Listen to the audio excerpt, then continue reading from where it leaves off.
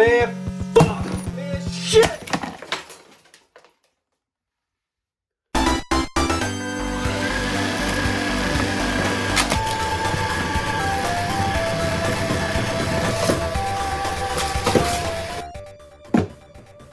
Do you remember the console wars? I do. Oh no, not the console war from the 90s. I'm talking about the console war from 2017. Yeah, everybody remembers when the mini consoles came out. They sold out like that and then Nintendo never made them again, making these extremely expensive and rare. But both of these are pretty similar.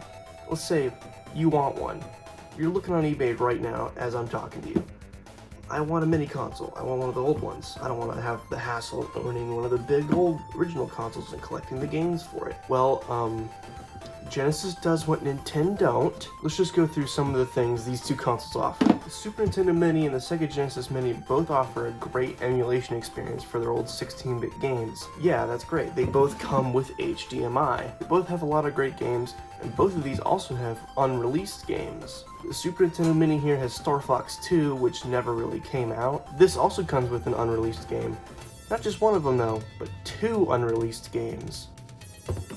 The Sega Genesis Mini comes with all the great Sonic games we know and love, and a shit ton of games. And there's the unreleased game it came with, Tetris. And another game called Darius?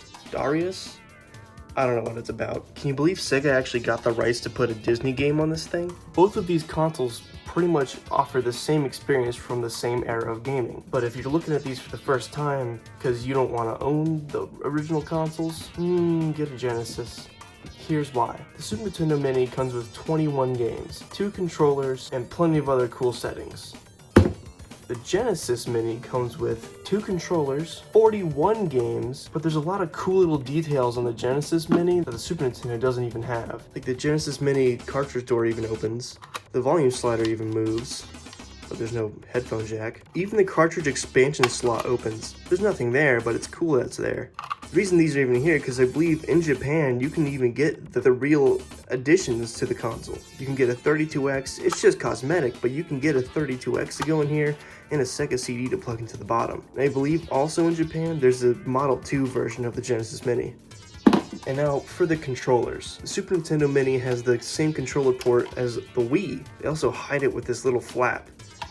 Which, I get it, I get the design choice, but it's kind of stupid to have this little flap that will eventually break at some point in the future. This is a Super Nintendo Mini controller.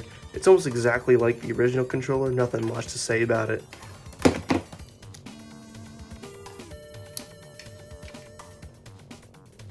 Meanwhile, the Sega Genesis Mini has a really nice controller with red accents. I honestly really like it over the original. This controller though just ends in a regular USB port, which also means I can plug this into a computer and use this controller. And funny enough, there's actually a Sega Genesis emulator on Steam by Sega that I use this controller for. And it's completely meant for it. I'd like to play these, but I don't have an HDMI TV anymore. So Genesis does what Nintendo don't. Bye bye.